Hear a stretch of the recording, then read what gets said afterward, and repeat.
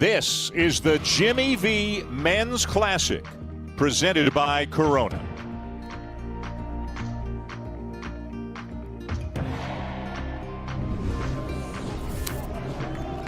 Part of an ESPN Sonic blockbuster. We have a fantastic doubleheader of college basketball for you tonight, beginning with the first game. As you can see, it'll be West Virginia taking on the Gonzaga Bulldogs, who have been so impressive in the early going this season. This is a high-octane offense that the Zags have brought into the 2021 season, and it's just the first game of two that you will see tonight here on ESPN. After the Zags into West Virginia, how about a top 5 matchup? Number 5 Illinois, number 2 Baylor.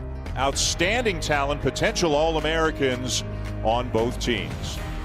Hi everybody, and welcome to the Jimmy V Classic here in Charlotte in separate booths. I'm Dan Schulman. You know him.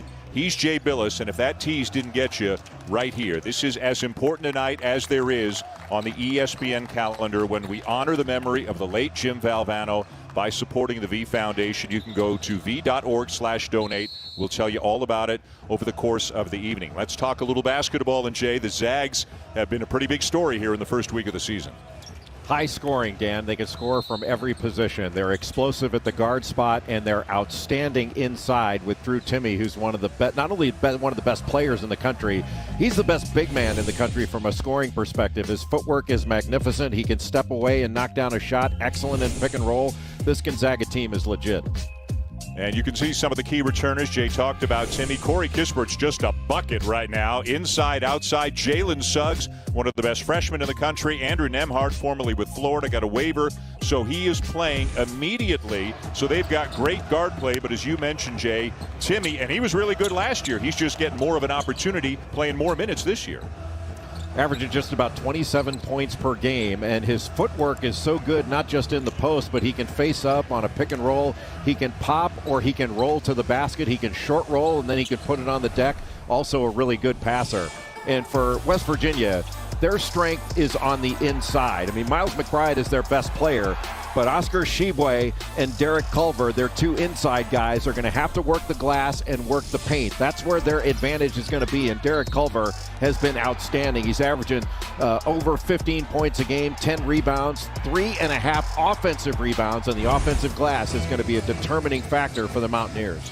For more on this great matchup, let's go to our eyes and ears on site in Indianapolis. Once again, here's Holly Rowe. Well, Jay, you said it best. Gonzaga is as good as advertised. They've been able to score at will. And when I asked Bob Huggins today what they have to do to stop them, he said it's transition defense. They have got to, number one, take care of the basketball, not turn it over, something they didn't do well last year.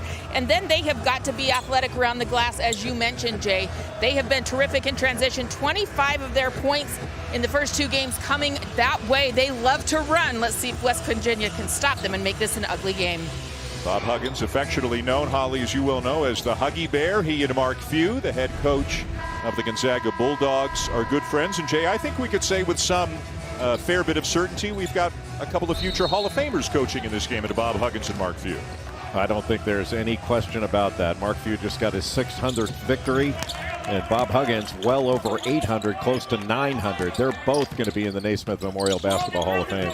Ready for the tip of our Sonic blockbuster, Gonzaga in white and West Virginia in blue. These are two teams with very high hopes coming into the season. For West Virginia, if they can make shots, they could be an extraordinarily tough team to beat because of how they rebound the ball and how good they are defensively. And there's Exhibit A about how they rebound the ball.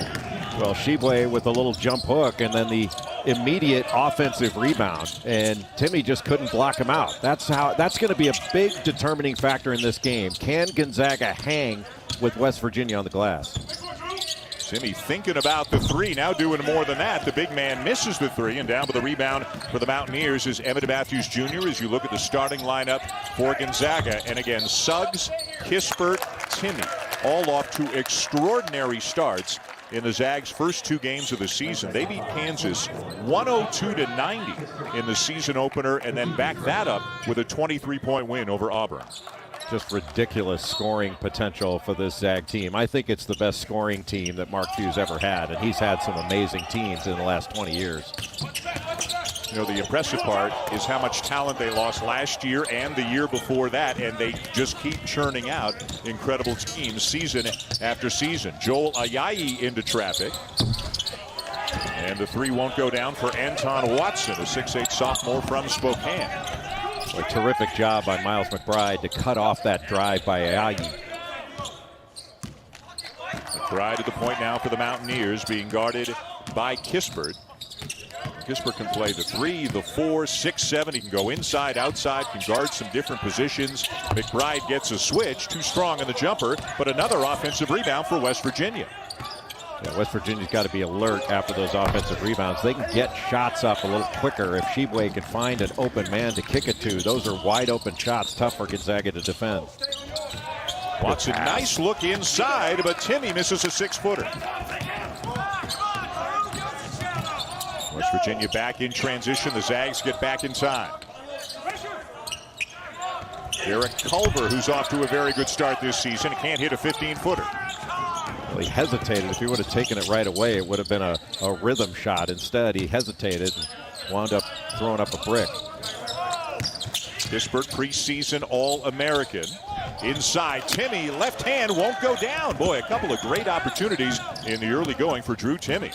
He hardly ever misses those. He's shooting over 70% on the year and averaging almost 27 a game. It's ridiculous how efficient he's been.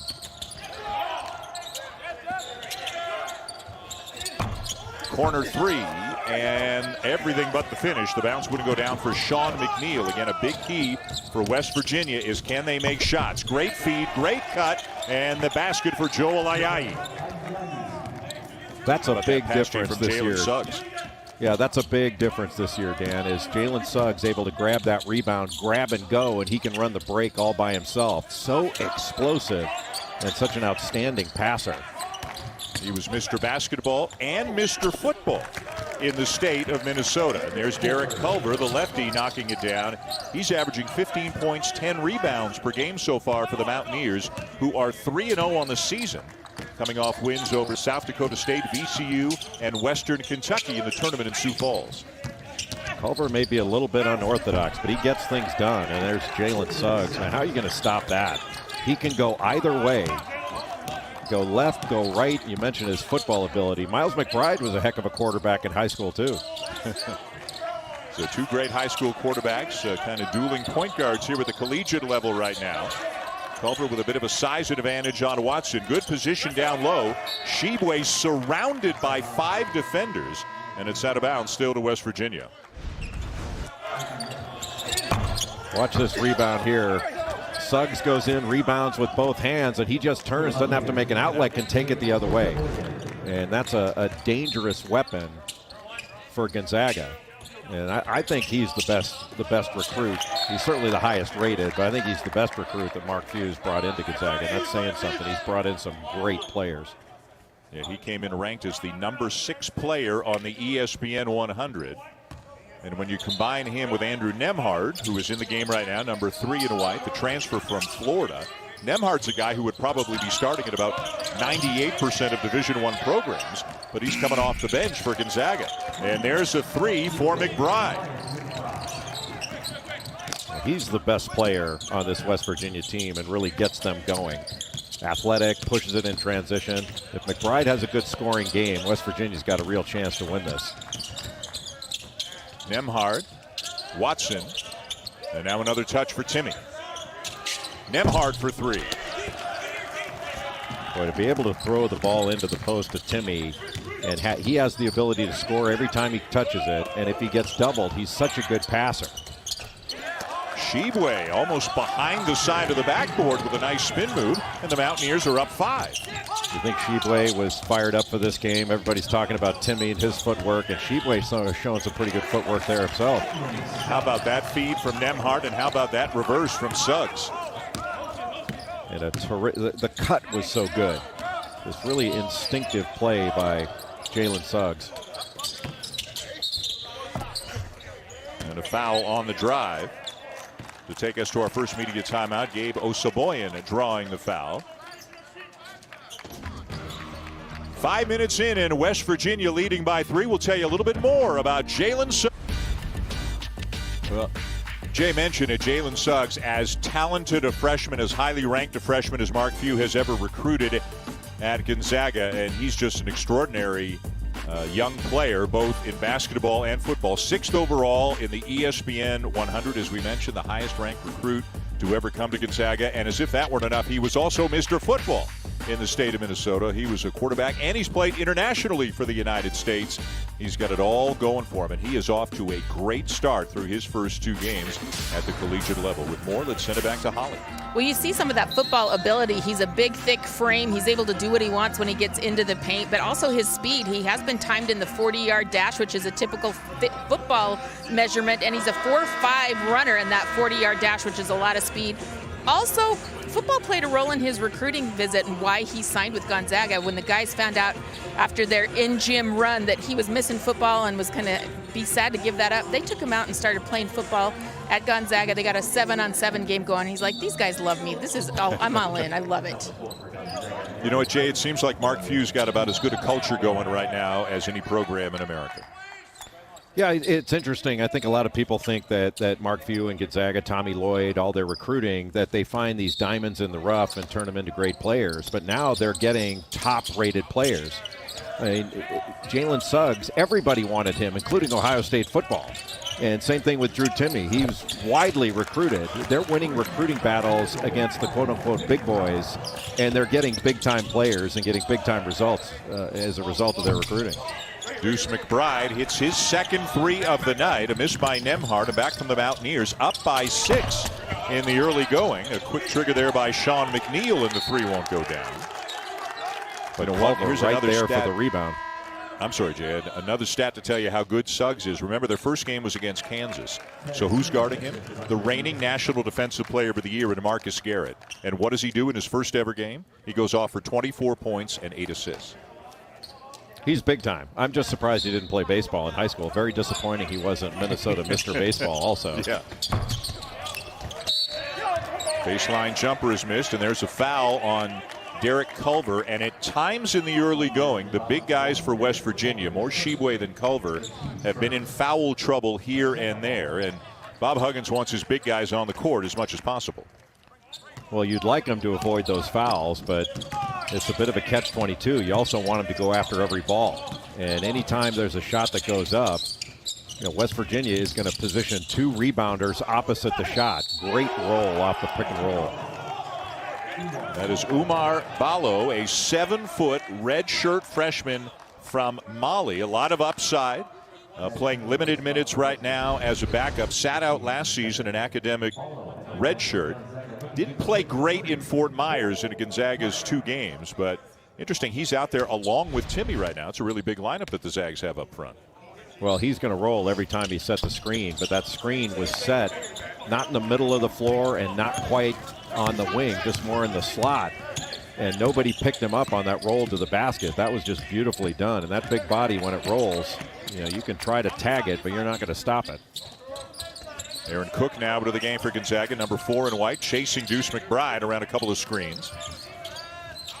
Back screen, rescreen action, a lot of good movement by West Virginia. McNeil baseline, elevates for a 15-footer, around and out, another rebound for Timme, and he's got some perimeter skills. Look at the handle. When he was little, even though he was big, when he was little, he really, in youth games and practices, worked on the ball handling, worked on the perimeter skills, and you see it a lot at this level. Well, that makes him really dangerous in the pick and roll, because he can roll all the way to the basket. He can short roll, catch it, put it on the deck, and he can also pick and pop and knock down the shot or drive it. I'll tell you, West Virginia. Saboya knocks down a jumper. Well, they're doing a good job of attacking early. They're not waiting for the defense to get set. They're getting down the floor and trying to get the first really good shot. And Osaboyan, if he adds some offense to his amazing defense and rebounding and hustle plays, he's even more valuable to West Virginia. Yeah, he's Mr. Deflection, Mr. Take a Charge, Mr. Dive on a loose ball, and terrific backup for either Sheboy or Culver up front. He goes to the bench right now after a couple of good minutes. You can see the numbers that he put up in their tournament championship victory over Western Kentucky over the weekend. Well, Asaboyan transferred in from Arkansas, and when West Virginia got a call saying, hey, got a player for you if you're interested, and they didn't know much about him and called every SEC coach, and to a person, the coaches said, this is your type of player. He will fit in well with you with what he does. He's just instant energy and never stops his motor revving. Jay, if you were to ask Bob Huggins, give me one trait in a player that you need to see before you take a guy into your program, what do you think that one trait would be? Playing hard all the time. That he wants guys that play hard, and he gets guys that play hard. I think they look at that more than anything. Is this guy competitive, and will he play hard? Coach Huggins, Morgantown native, West Virginia grad. Took them to the Final Four in 2010. Also took Cincinnati to the Final Four back in 1992. Kispert thought about it, and he's got deep range. Hasn't gotten going so far tonight. Working hard to get this one off. Can't get the bounce. West Virginia is so good defensively. They just stay right with you, pressure the ball, make every pass difficult. It's hard to establish rhythm. There's Ayayi in transition for the Zags. There's Kispert pulling up, and he buries the three. Corey Kispert, 24 points per game so far this year, and 7 threes in the first 2 games of the year for the Zags. He looks like he can get a bucket just about any time he wants right now. Well, that's how Gonzaga wants to score. They want to get it down court quickly and score early before West Virginia can get their defense set. And Dan, another thing that Gonzaga does really well is their development of player hair. Like when Kispert came in, he didn't have that kind of hair, but now he's got that Dan Dickau hair, the stuff that flies all over the place, and they can't keep control of it. That wasn't the way he came in from Edmonds, Washington. You look at Kispert, you look at Timmy, we saw Deuce McBride before. Every year their hair gets better and our hair gets worse. We are losing ground in a hurry, my friend. What hair? I mean, the biggest inspiration we've got is Shaka Smart. He left the Bald Brotherhood. We'll step aside for immediate timeout. Number 1 Gonzaga getting the battle early from West Virginia. The Mountaineers with an early lead. Important than ever. If you are able, please support cancer research by visiting v.org/donate. 100% of what you give goes directly to cancer research. Dan Schulman, Jay Billis, Holly Rowe, the Jimmy V Men's Classic. Bob Huggins, West Virginia. Gonzaga in Game 1. Game 2, Illinois and Baylor. What a night of college basketball here early in the season. It's hard to believe, Jay, the season started late. We all understand that, but there's been so much going on, and there have been so many games played. The season's only a week old right now, and it feels like it's been going on a lot longer than that. Yeah, we were waiting for it for so long, and so grateful that it's back. We're so blessed to have college basketball back. But it's been fun to watch these teams. It's still obviously very early, and everything's different, and everything's a little bit odd. But, man, it's been fun to watch. Aaron Cook with a foul on a 3-point attempt. So Emmett Matthews Jr. is at the line for 3 free throws.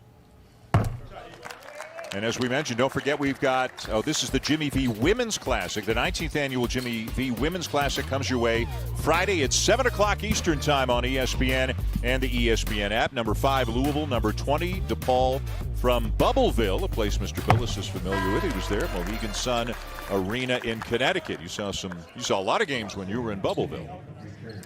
Yeah, saw Villanova a couple times and had that San Francisco upset over Virginia. And Bubbleville was interesting.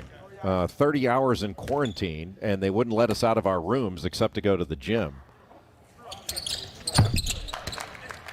And they're still playing games up there, right? It's basically a full 2 weeks of games as many schools want to get as many games in as they can.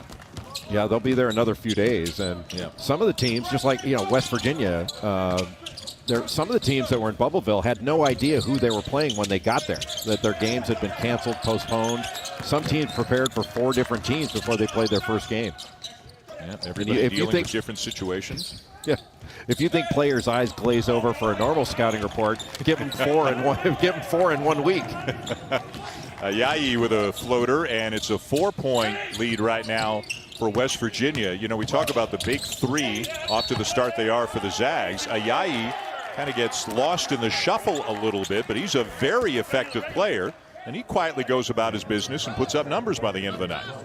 Well, he's got a great feel for the game and length and versatility, and he's such a good defender.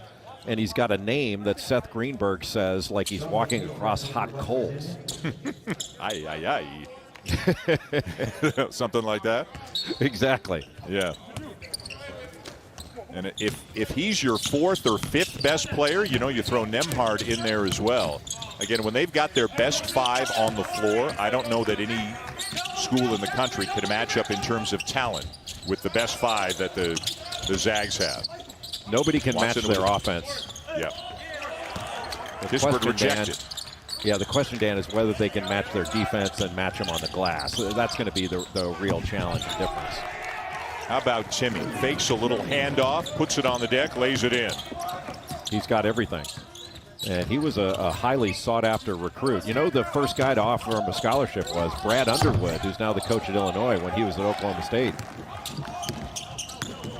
Can you imagine Timmy and Kofi Coburn on the same team?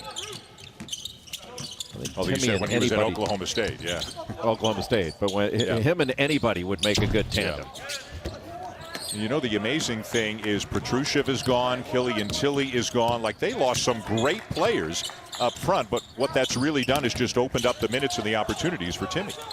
Well, they always have people behind their best players. Sometimes they're red shirts, maybe freshmen that are playing lesser roles, but they're developing every day in practice. And that's one thing that Mark Few has always done with his staff is they develop players. And boy, McNeil drew blood. He's got blood coming out there. Yeah, he got called for the block. It's a chance for a three-point play for Kispert, and Sean McNeil is still down. The junior out of Union, Kentucky, bleeding from his forehead. And I don't know if maybe Kispert inadvertently caught him with an elbow. We'll get another look here, and right there, he caught him with the left elbow on his way to the bucket. Now, a couple years ago, that would have been an absolute flagrant, because anything that happened above the shoulders, but now it's more likely to be looked upon as just a basketball play. We'll see. They'll look at it on replay because of the result. But if your arms are more up than out and it's more of a basketball play, it's less likely to be called a flagrant.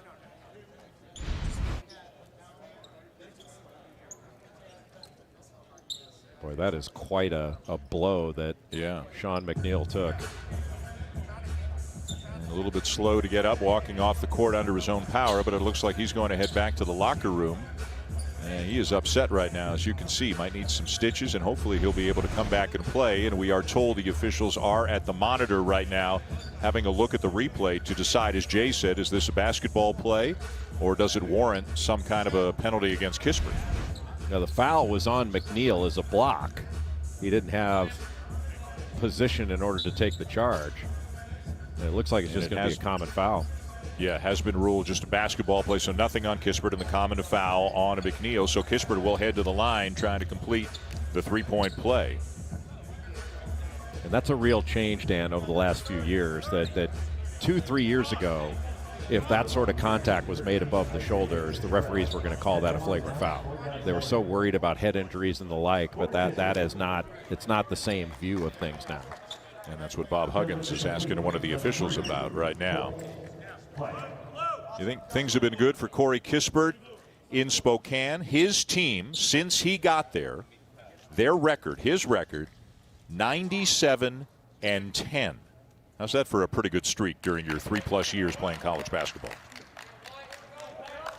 For more on Kispert, let's check in with Holly Rowe. Well, I think Corey Kispert has an unfair advantage because during the quarantine and stay-home period where people couldn't leave their homes, his dad, Craig, had built him what he called a little piece of concrete and basket in his backyard. Well, then he sent me the picture of it. Hello, this is about the nicest outdoor gym I've seen anybody get to play at during that stay-home period.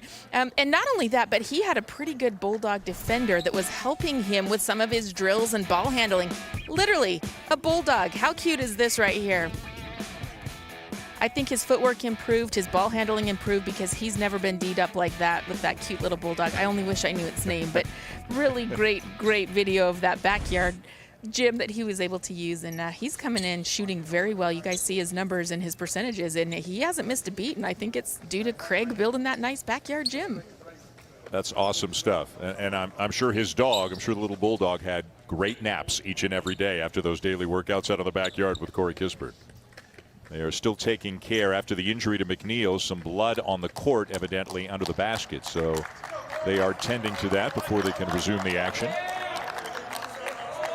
Corey Kispert is an NBA player. I mean, he could have gone in the draft this last year. This next year coming up, 21, is going to be a better draft than last year.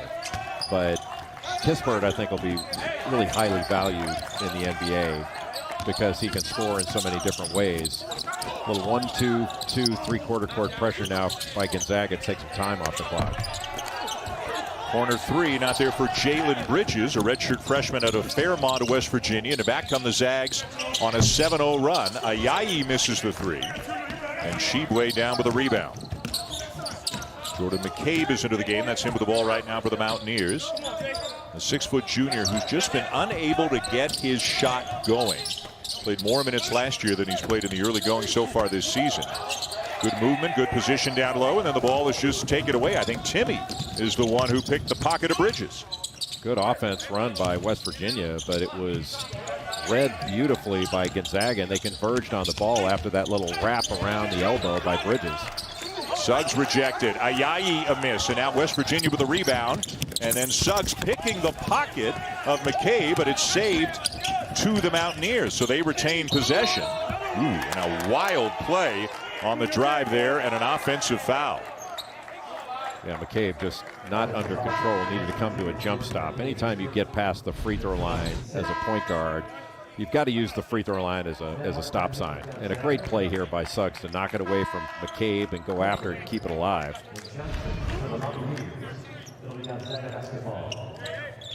Boy, the luxury for Mark Few.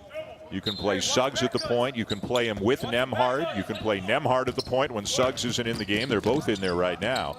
And what a gift it was for Gonzaga. Jay, as you know, it was 2 days before the start of the season when the Zags found out that Nembhard had received the waiver from the NCAA and was eligible to play immediately. And right on cue, he drives and lays the ball in. Yeah, Nembhard just was able to refuse that ball screen. You got to force him into that screen. That was just poor defense on the part of West Virginia to allow him to go baseline. And the run is now 9-0 for Gonzaga. We're down 6, now up by 3. Good defense by Suggs, staying in front of McBride. And that's one of the problems. Spins inside and draws the foul. One of the problems really for West Virginia is their inability at times to score. That puts so much pressure on the Mountaineer defense.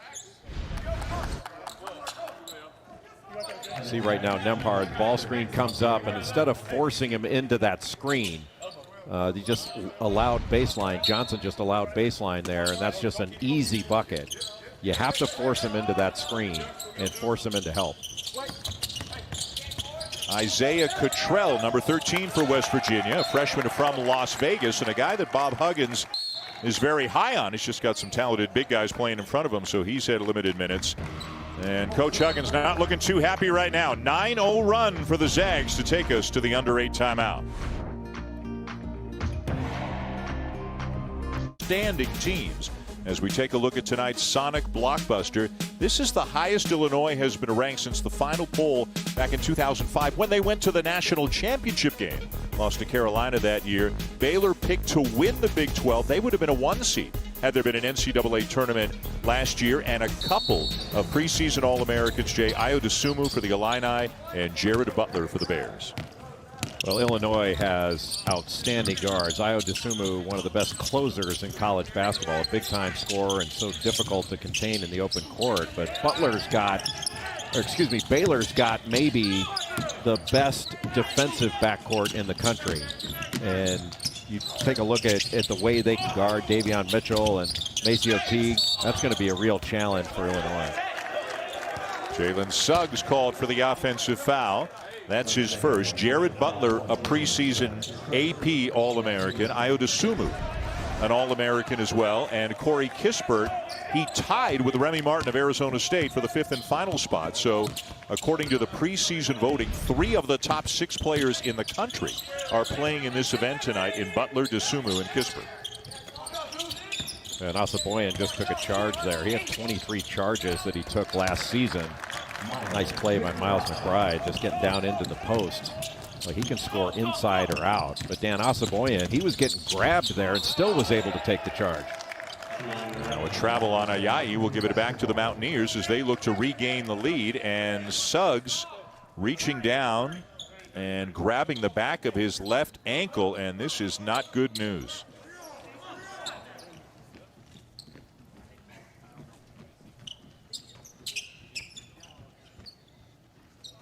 Couldn't tell whether there was any contact there, but when you see where he's grabbing his foot, it really scares you. Hopefully he's okay.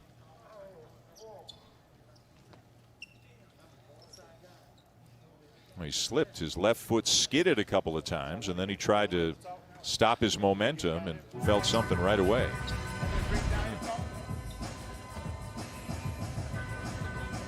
And in a lot of pain.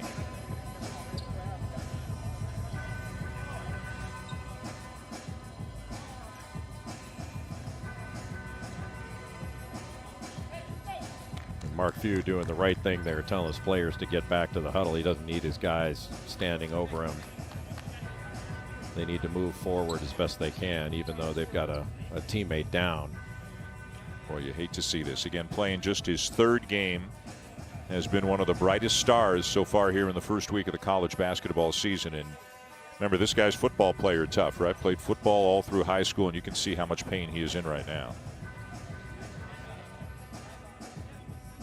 Yeah, that's a good point about football, Dan. Jalen Suggs knows the difference between pain and injury, and let's just hope for the best. It's impossible to know exactly what happened, but it just scares you to see the way he reacted.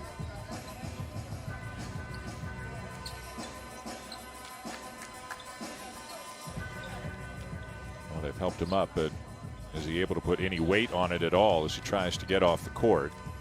And he's going to need some help.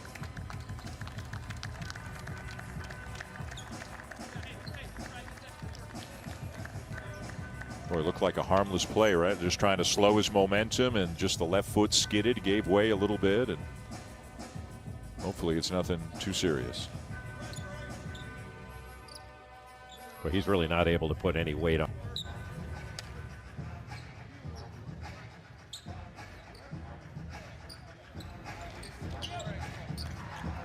Guys, what concerns me right there is, as the athletic trainer was there out on the floor, the way they were feeling up the back of his calf is often how they would try to see if there's been any kind of Achilles rupture. Sometimes if you rupture your Achilles, it pulls up the back of your calf. After I was speaking with Brianna Stewart, who did something similarly, so hopefully that is not the case. But as they were examining him, that was one of the areas they were feeling for. I'll keep you updated as soon as we know anything.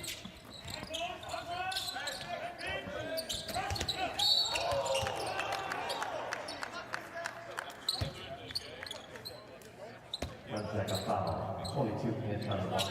Second. The team. Bonus. Pittsburgh back in for the Bulldogs. Guys, we have a little technical issue. We've got don't have our announcers for a second, so I will keep you posted on what's happening here. Shooting free throws right now for West Virginia as they trail Gonzaga 20-19. All tied up here at the Jimmy V Classic. #1 team in the country, Gonzaga, taking on West Virginia. And it's been a little back and forth as we see Jalen Suggs, the top recruit in Gonzaga history, the highest rated recruit ever, being examined on the sideline after a left, what appears to be ankle issue, after slipping on the floor. Nembhard with the ball. Feeds inside to Timmy. Back out for the Zags. And Culver with a monster rebound. West Virginia led the nation in offensive rebounding last year, and they've picked right up where they left off. Another good rebound there. West Virginia takes a 3-point lead here with 6:21 to play in the first half. Drew Timmy inside, working against Culver. He has yet to get going, and he is fouled. Looks like he will go to the line. Timmy, during that last timeout, kind of looking up at the scoreboard, looking at his contribution, and wincing a little bit. He's frustrated that he has not gotten going here with just 2 points here in the first half for Gonzaga. 7th team foul for West Virginia. We are here in Bankers Fieldhouse in Indianapolis, where the Jimmy V Classic tonight is the first of a doubleheader. As Timmy hits the free throw, his 3rd point tonight.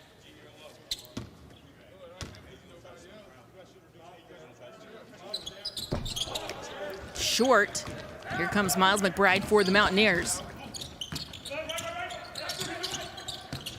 McBride off the dribble. No. Culver can't rein it in, and here's Nembhard. Gonzaga into the front court. Nice little move and feed. Ayayi with the score. Puts Gonzaga back tied with West Virginia.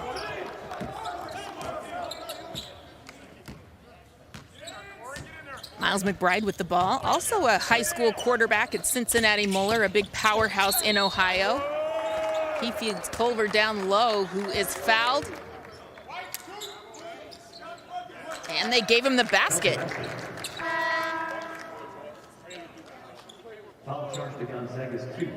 Yes, I can. Welcome back, sir. Hello. Please don't leave me alone by myself. You know, every now and again, Jay and I just like to stop talking and see if the reporter's doing comfortable doing play-by-play. You nailed it. Thank you. I don't think I've ever had such heart-stopping terror, but please welcome back and take over, sir. Great job by Holly. Dan and Jay back here in Charlotte had some technical issues.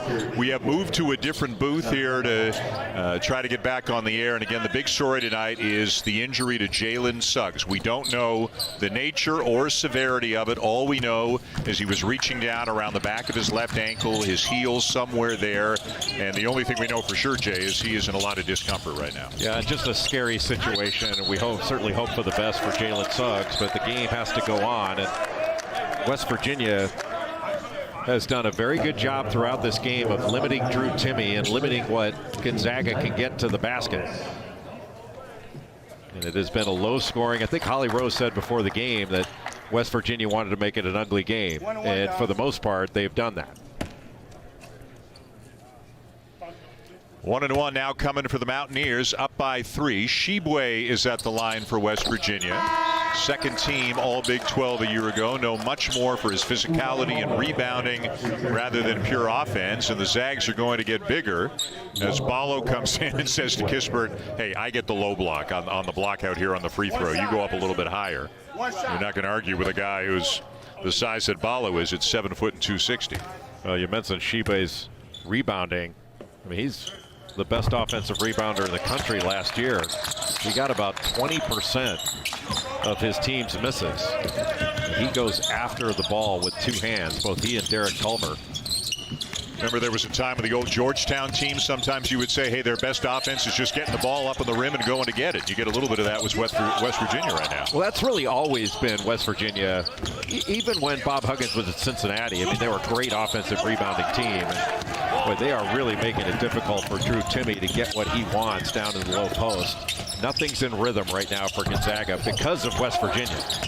Matthews with a pretty good look, gets it back, and the lefty misfires again from close range. And now it's Nembhard, and depending on the situation involving Suggs, Nembhard becomes a much more important player right now for the Zags, certainly in this game here tonight.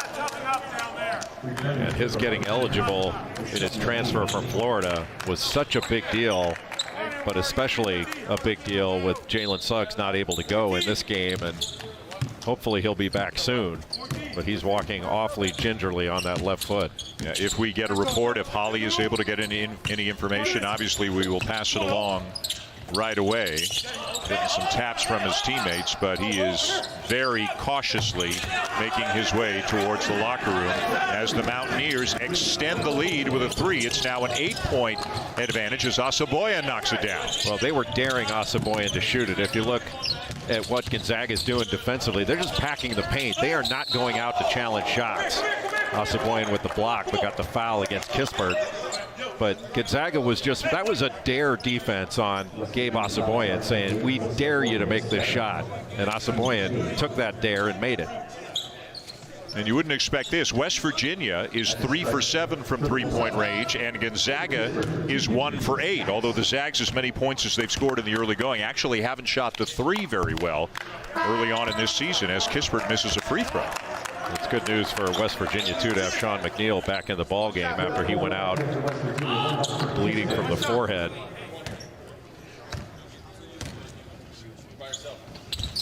Got advantaged up as Kispert knocks down the second one. 7-point lead. Mountaineers just over 4 minutes to go in the first half of the first game tonight from the Jimmy V Classic.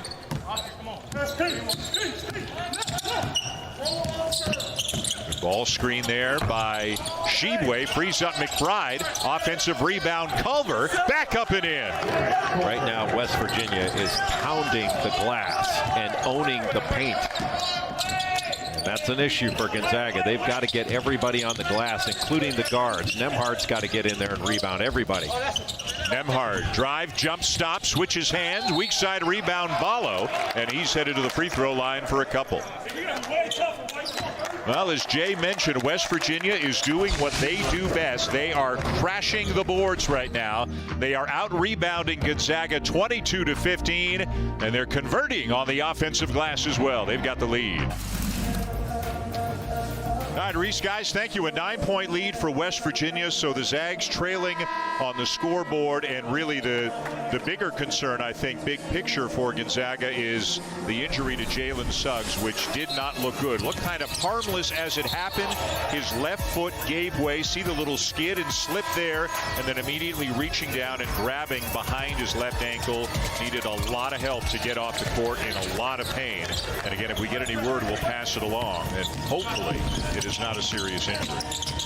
Yeah, just a scary situation for a great player and a great talent. And just hopeful that everything works out and it's not a serious injury. 9-point lead for West Virginia, the first game of the Jimmy V Men's Classic. And Omar Ballo is at the line, and he seems to be questioning something. I don't know if it's how many shots or what the situation is. Now they got it all sorted out.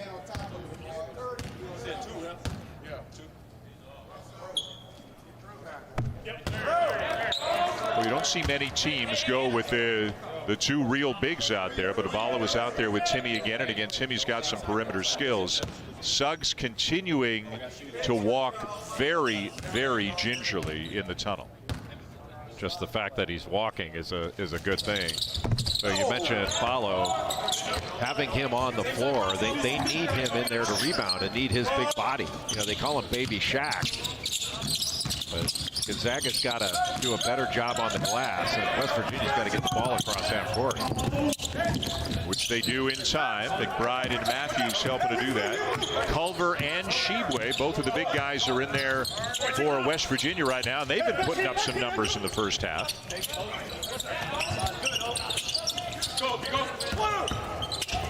Culver left it short. And there's Ballo doing just what you said, Jay, getting in there, mixing it up, coming down with a rebound. Well, he also came down to help on Culver. What a beautiful pass, and that's got to be finished by Timmy. I tell you, Derek Culver went after that ball. He really pursues the basketball, just explosive on the glass.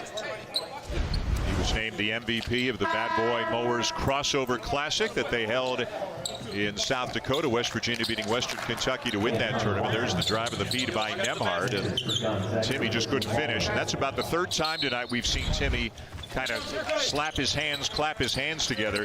He's frustrated with some of his misses. You mentioned, Jay, he's shooting 71% through the first two games. He's 1 for 9 tonight. Yeah, he has really struggled. He's missed some easy ones. He's been bumped around. He's having to finish through contact, and some of the physical play is bothering Gonzaga a little bit now. Just that last little pocket pass that Kispert threw, just right down at the feet of Drew Timme. Even if he caught it, he wasn't going to be able to do much with it.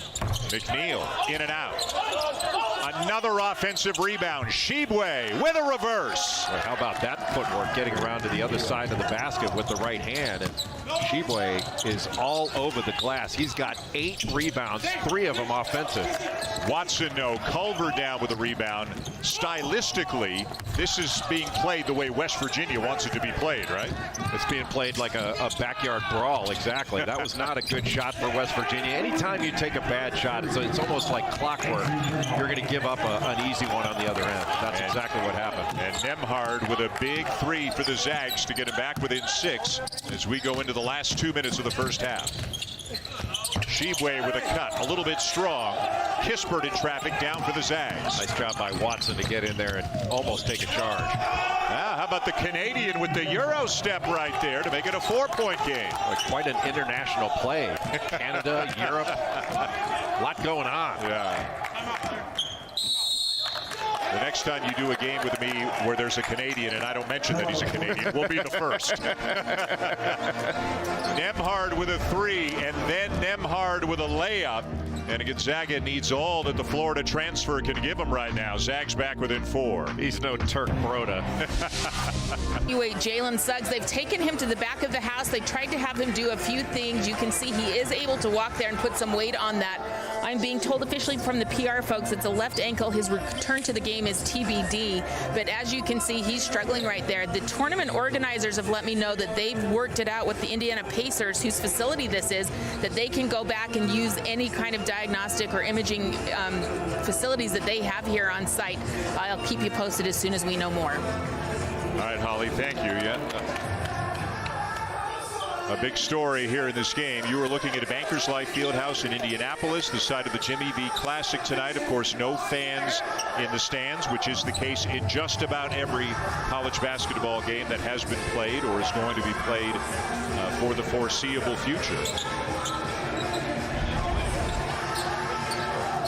They're apparently reviewing whether or not this Nembhard bucket, it was counted as a 3. But they're having a look to see if it was a 3 or did he have a toe on the line. Looks like he's behind it.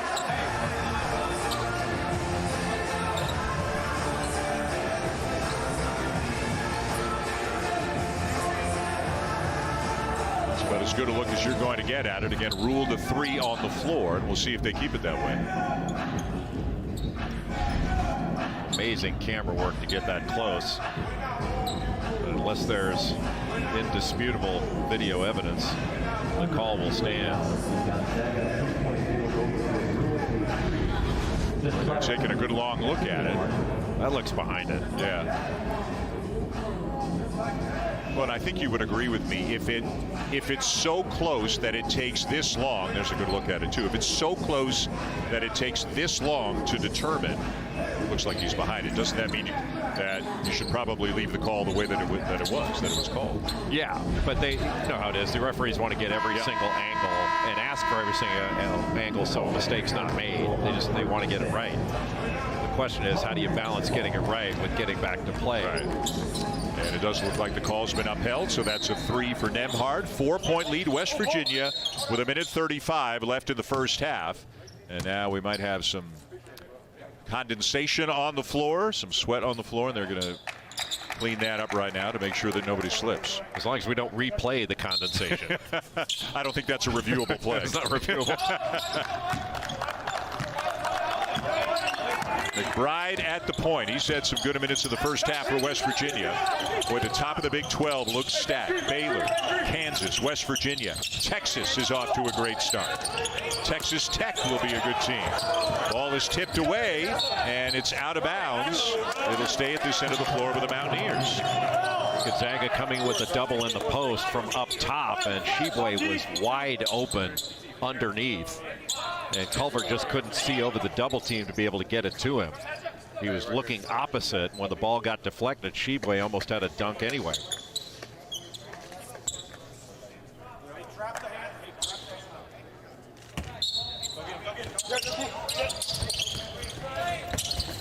McBride to inbound, the cut inside, and Shibwe draws the foul. The art of moving without the basketball and finding some open space. Well, it's also playing screener scorer.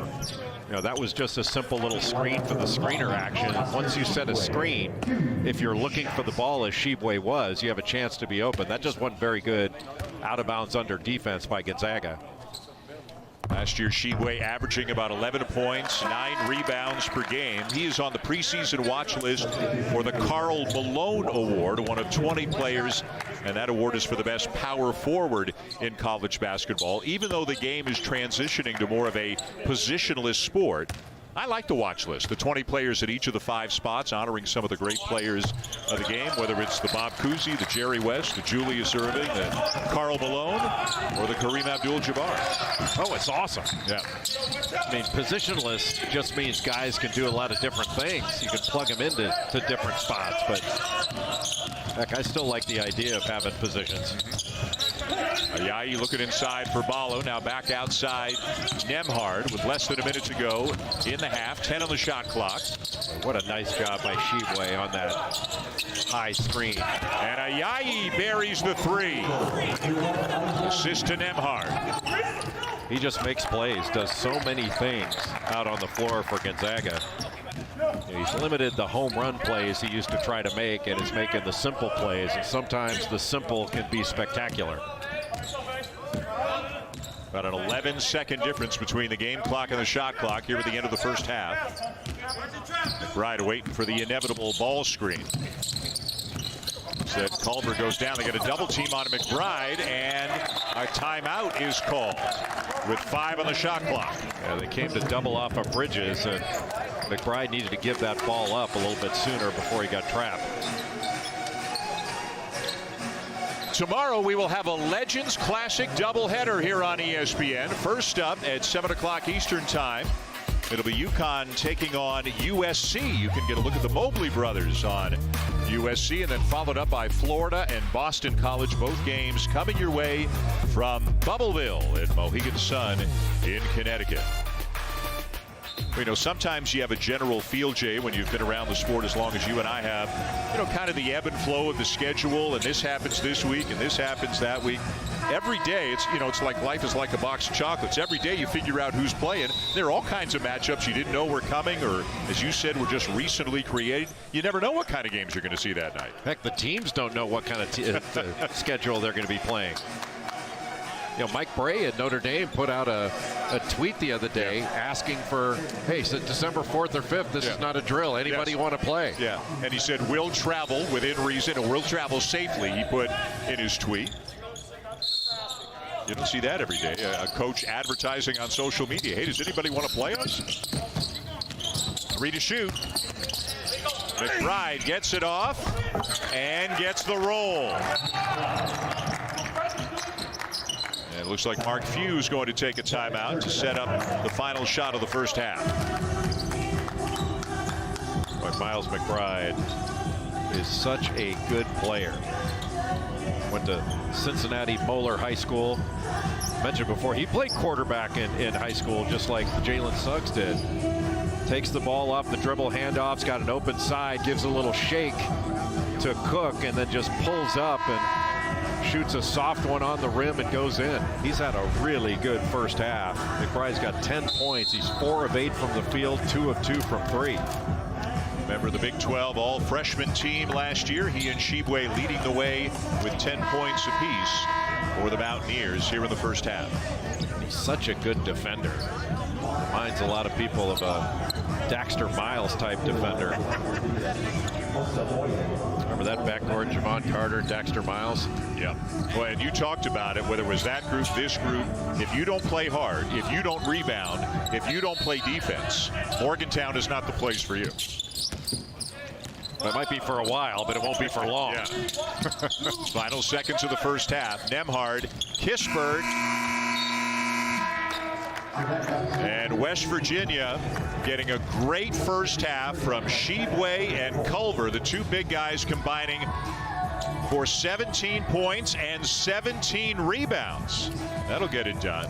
A West Virginia kind of first half, and the Mountaineers with a 5-point lead on Gonzaga at halftime. Let's check in now as Holly Rowe has Bob Huggins. Well, here we are with Coach Huggins, a 5-point lead coach, and they've gone to a big lineup. How can you consistently attack them offensively with some of those bigger guys inside for Gonzaga? We're just going to do what we do, Holly. I think we're pretty good at doing what we do, and so I'm not going to. I don't want to go over there and act like I'm a great coach and screw it up. You have done a good job defensively as well. This is one of the top scoring teams in the country, and you've only given them 34 points in the first half. What have been some of the keys defensively for your guys? Well, so far we've been able to keep them out of transition for the most part. They score more than half of their points in transition, and we just try to make it a point to try to get back and stay in front of them and not let them score in transition. All right, thank you so much, Coach. You're welcome. Bob Huggins and the Mountaineers with a 5-point lead on the Zags at halftime. Second half still to come. Time now for the halftime report. Set. And the Jimmy V Men's Classic presented by Corona. The big guys for the West Virginia Mountaineers really asserting themselves in the first half. Look at the work being done on the inside by Oscar Shibwe, and he had company too. His good buddy Derek Culver, who's off to a great start this season, also had a big first half. And how about a little action on the perimeter as well? Miles McBride knocking down some shots. And West Virginia with a lead going to the second half. This is an ESPN Sonic blockbuster between the Mountaineers and the Zags, and it's a 5-point lead for the Mountaineers heading to the second half. And Jay, the big story for Gonzaga, as we talked about in the first half, the injury that has knocked Jalen Suggs, it looks like, out of this game, and again, hopefully is nothing too serious. Just a scary injury for Gonzaga. Jalen Suggs lost a lot of the explosiveness of this team when he went out, and West Virginia was able to go on a little run in part because Jalen Suggs was out of the ball game. Just a scary injury. We hope he's going to be okay. That's a look at what was going on after he left the game. Holly? Injury.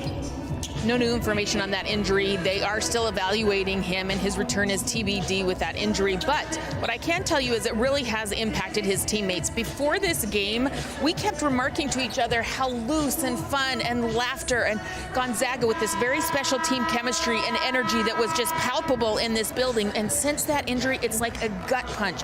They're quiet, they're serious. This has really taken a toll mentally and emotionally on this team to see their young man and their teammate go down like that. We'll see if they can regroup right now. Jay, how hard is it when you're playing and one of your teammates, one of your brothers goes down with what it looks like it could be a serious injury? How hard is it to put it out of your mind and play basketball? It's difficult because it scares you, and that was a scary looking injury. But yeah, that's one of the reasons that Mark Few sent the players back to the huddle while they were all standing over him. Oftentimes when an injury happens in practice, they'll send the team down to the other end in practice just to continue, because you have to move on. You don't want to move on, but you have to. And Gonzaga trying to get a little bit more aggressive. Ball goes into the post. They are going to double to get it out of there because the big guys have done most of the damage to the Zags in this game. And underway here in the second half of our Sonic blockbuster. Number 1 Gonzaga, number 11 West Virginia. In the first game of 2 here with the Jimmy V Classic presented by Corona. And Andrew Nembhard, who has been coming off the bench for the Zags, now steps into the starting lineup here in the second half due to the injury to Suggs. And Nembhard, as a lot of people know, a 2-year starter at Florida. So they've got about as good an insurance policy as they could have given the injury. And he's got 9 points in this game. He's been very aggressive looking for his offense. This is that runner after a little bit of contact with Shibwe, and back comes McBride. McBride with 10 points in the first half. Inside to Culver. A little bit too strong, and Ayayi down with a rebound. Well, Ayayi's done so many nice things in this game. The last possession when Sean McNeil came off those baseline screens, caught the ball, made him put it on the deck, and then was able to bother that shot to the point where McNeil shot an air ball. And McNeil has really struggled to get an open look in this game. Obviously got hurt earlier where blood was drawn. He had 4 stitches in his forehead. It's been awfully difficult for him to find any open shots.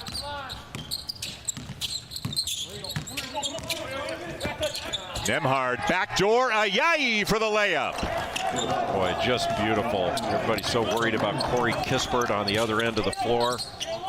Ayayi with a beautiful back cut. In your opinion, Jay, when you see a play like that, how often is that called? How often is that just a read and react play? No, that was called. I mean, there's some read and react to it, but that was called. All the action on the left side in order to get an opening on the right. That was a designed play to take advantage of McNeil on the right side. Great bounce pass, Nembhard to Ayayi.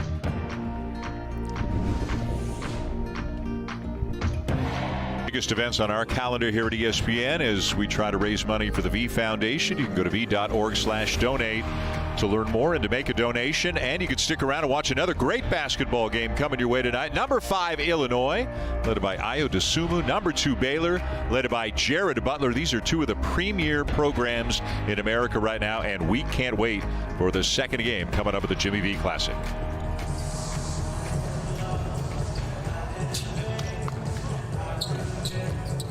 And Jalen Suggs continuing to walk around, and this doesn't mean he's coming back in the game, but Jay, if he's doing this, maybe it makes you think that it's not as serious an injury as it might have looked like it was. It's certainly encouraging to see that the medical pros at Gonzaga are letting him do what he's doing right now. So hoping for the best, not just for this game, but long term. Great pass by Drew Timme.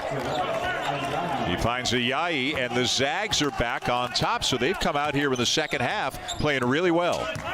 Well, they're having to play a half-court game, but they've been much stronger with the ball and running their sets in this second half, not as frenzied, and you give a lot of credit to Andrew Nembhard for that. Taz Sherman with the ball right now for West Virginia, number 12. And he has been shooting the ball extremely well in the early going right now. But again, every shot maker that Bob Huggins can find gives his team a big boost. Tipped away. Matthews is fouled by Kispert.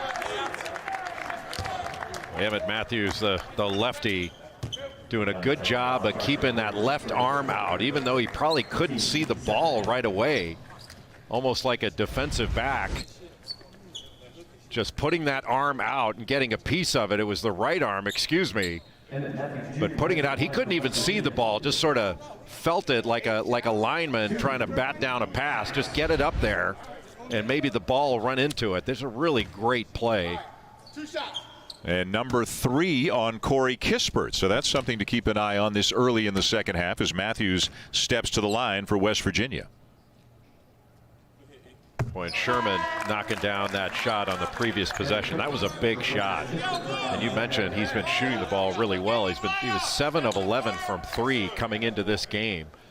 If he can stretch the defense out a little bit, that's going to open some things up for Shibwe and Culver inside. Yep, former junior college All-American. A couple of years ago, you saw Kispert head to the bench. So now, no Kispert, obviously no Suggs, as we have talked about. So a bit of a different looking lineup right now for Mark Few's Zags.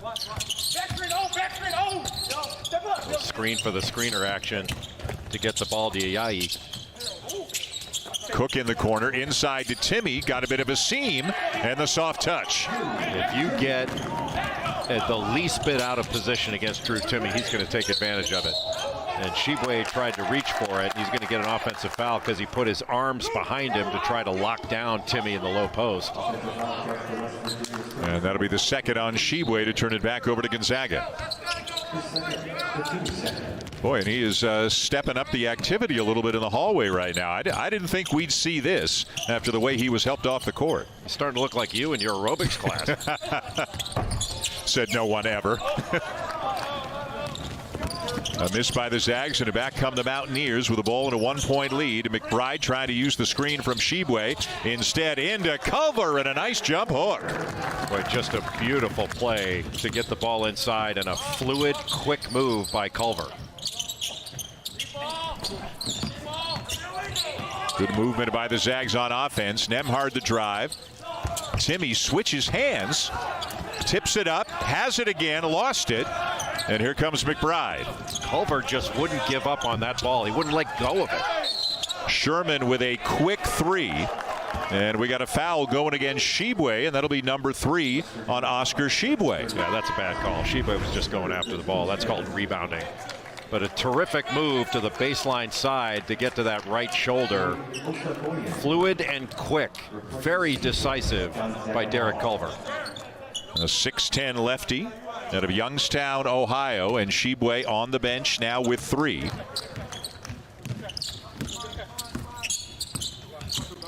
So that brings Asaboyan back into the game now for the Mountaineers. And a foul away from the ball going against West Virginia. I think they got McBride. Virginia foul charge to 4 Miles. McBride is second. The team's 4th. Zags ball. And West Virginia games do tend to have a lot of fouls in them. They play a very physical style of basketball. And generally, Bob Huggins likes to have a deep team, likes to use as many guys as he can. And did they get Timmy for steps? Yeah. When you get back downs like that, if they're not going to call the dislodging, oftentimes they'll wind up calling a walk on it just to get it over with. Well, still limping, but walking a whole lot better than he was about a half an hour ago. That's really encouraging. 3/4 court pressure again by Gonzaga. They go 1-2-2. He did a lot of that to Kansas. It just changes the rhythm of the offense. McBride pull up 8-footer. And we got a push underneath going against the Zags. To take us to our first media timeout of the second half. Suggs back on the bench. West Virginia leading Gonzaga by 3. Welcome back. Jalen Suggs, after leaving the game with an injury in the first half that looked like it could be serious. He was in a lot of pain. I don't know about you, Jay. I didn't expect to see this. He is checking back into the game. Well, that's great news. And a lot of what we were concerned about had to do with the reaction of Jalen Suggs to the injury. But he still has a pretty pronounced limp when he's walking down to the baseline there, and nobody looks convinced this is the right thing. No. Hopefully it is. Somebody must have said to Mark Few, yeah, he can't aggravate whatever the injury is, and it's okay to put him back in there. But if you're a Gonzaga fan right now, I'm sure you're watching with a little bit of trepidation as Suggs is back into the game. And if you're West Virginia, you want to go right after him. Wide open to McBride. A little bit strong. Rebound Nembhard. And you can see Suggs filling the lane on the left side. Nembhard into traffic. Up and in. And Asaboyan, there wasn't a ton of contact there, and Asaboyan went down looking for the charge. Nembhard has given some great minutes for Gonzaga in this game. Yeah, he's into double figures right now with 11. Remember, coming off the bench in the first half, but starting the second half with Suggs out at the time. He's been rock solid. Culver always wants to get back to that right shoulder, being a lefty, and on the spin move, he draws the foul. Good footwork by Derek Culver. That little almost up and under, more like a step through. Andrew Nembhard with the little shot fake, left-handed drive. There was a lot of contact there. I thought it was more of a flop, but there was contact. But it's a good, I think it's a good no call. So Ayayi and Nembhard, the leading scorers tonight for Gonzaga, but they're down a point to Derek Culver and West Virginia, who's on the brink of a double-double already with 15 minutes still left in this game. Was that the first miss they've had from the free throw line? That is. They are now 12 for 13. And he missed them both. And don't know if it's because they are kind of easing Suggs back in, but he's been off the ball the first 2 times up the court right now with Nembhard handling. Well, with Nembhard in the game, he can be more of a scorer. And there you see Drew Timme setting the screen and then immediately going from screener to scorer, looking for his offense. His feet are just so good. Got off such a slow start. He really slipped that screen. Just a beautiful delivery to get the ball to the big guy. Suggs with his 3rd assist of the night.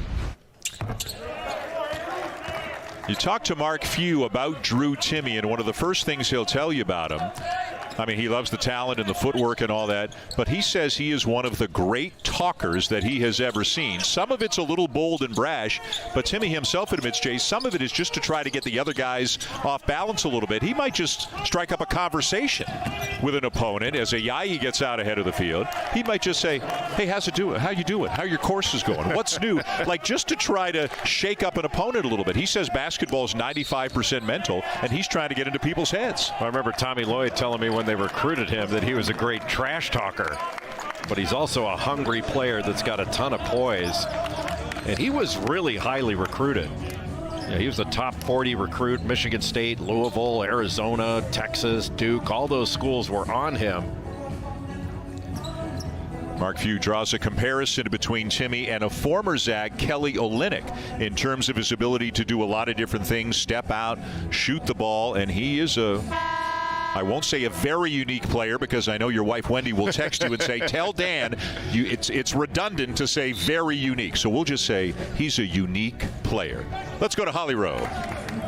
Well, guys, Drew Timme is what they call very creative with how he scores. He's got a lot of versatility, a lot of moves around the basket. He's good with his hands, really active, fun feet. And I asked him, how did he develop some of that? And he really credits his AAU coach. He said, my AAU coach would teach me all kinds of nifty little tricks, all the ins and outs, really creative stuff. I'm like, well, who is your AAU coach? He said, Jermaine O'Neal, who obviously had a great career here right in this very building for the Indiana Pacers.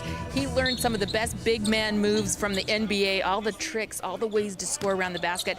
He also watches film of George Niang, another very creative big man scorer who's a little more undersized, but he loves that label of being creative. He thrives on it. Yeah, more and more big guys want to be able to do different things, step out, handle, shoot a little bit. And there's Taz Sherman, who we talked a few minutes ago about how well he is shooting the ball in the early going this season for the Mountaineers. And he can really open things up for that offense, because they need shot makers, especially when McNeil's been struggling so much in this game. You know, to Holly's point earlier and yours about Drew Timme and big man moves, you know, they teach the same moves to just about every big guy, but not every big guy can do it. Right. He can do it. And because he can do it, Mark Few allows him to do it. McBride.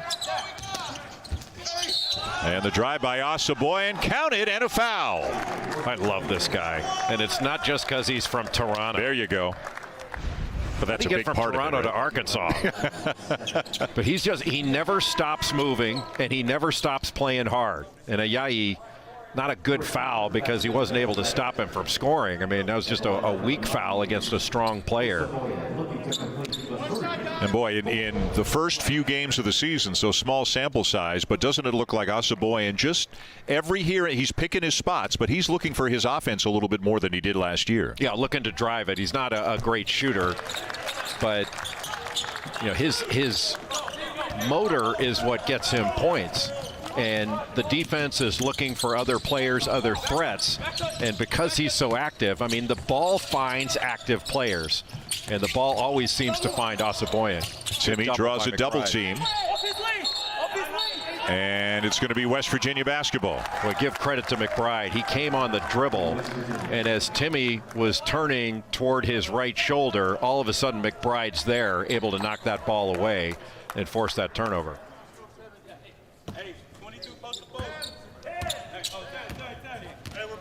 Boy, one of the big things you notice, and I talked about this with Dick last night in the Kansas-Kentucky game, it's obvious, but when there are no fans in the stands, you can hear all the squeaking, you can hear all the yelling, you can hear the coaches.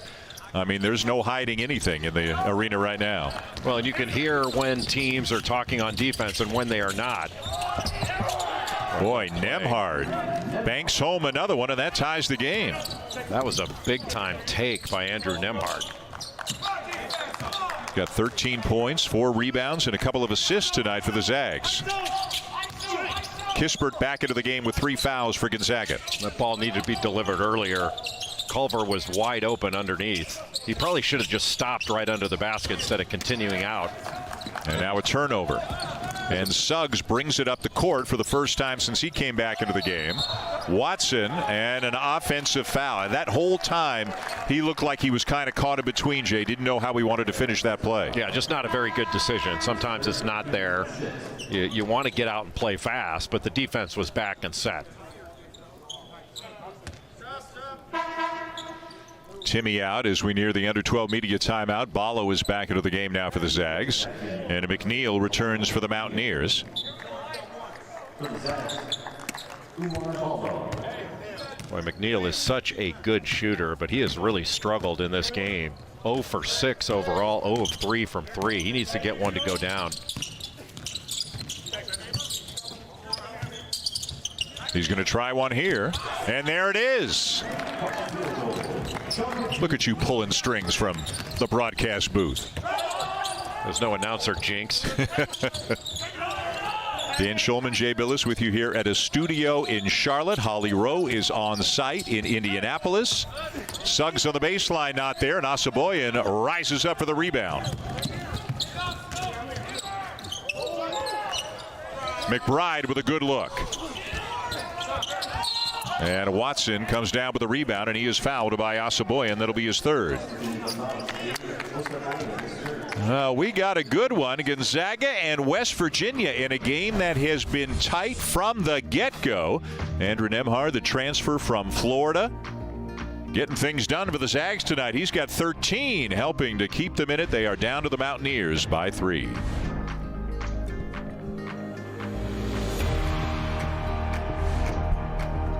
$1.4 million donated to the V Foundation for Cancer Research, and we are very grateful for our dedicated partners, Constellation of Brands, Gold Network Beer Distributors, Hooters, and WWE. You can see these enormous checks, $1.5 million, $710,000. And then from WWE, $165,000. So in total, about $2.4 million. A great commitment to fight cancer. Also very grateful for our loyal sports fans who generously support life-saving cancer research. And for more information or to make a donation, it is as simple as going to v.org/donate. Dan Schulman, Jay Billis, Holly Rowe. Game 1 of 2, and a good one between West Virginia and Gonzaga, with Baylor and Illinois still on deck. And you want to talk to a couple of coaches who are excited about the prospects that their schools have this year. Backdoor cut. Kispert is fouled. How about Scott Drew and the job that he has done at Baylor? Been there 18 years now.